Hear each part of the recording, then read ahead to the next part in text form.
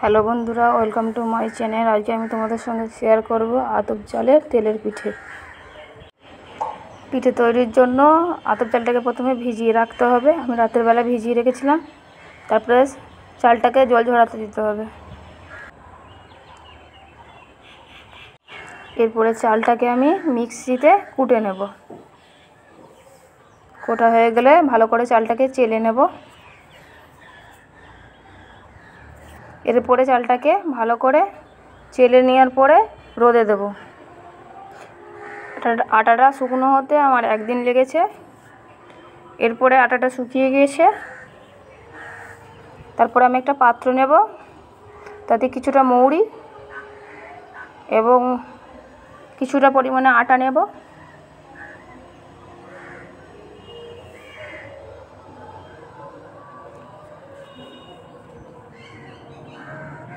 এরপরে তার সঙ্গে চিনি অ্যাড করব।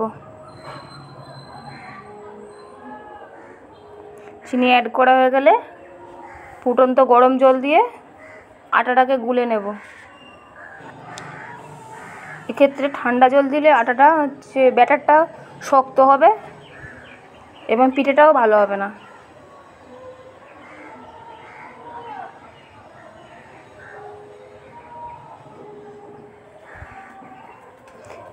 এখানে আমার ব্যাটারটা গোলা হয়ে গেছে।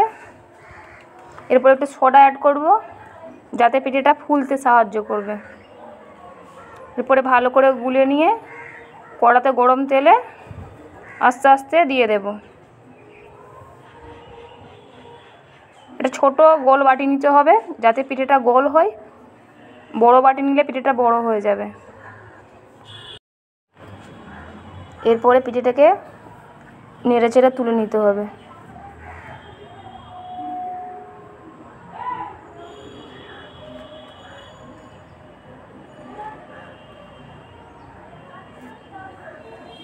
এভাবে আস্তে আস্তে আমি সব পিঠেগুলো তৈরি করে নেব।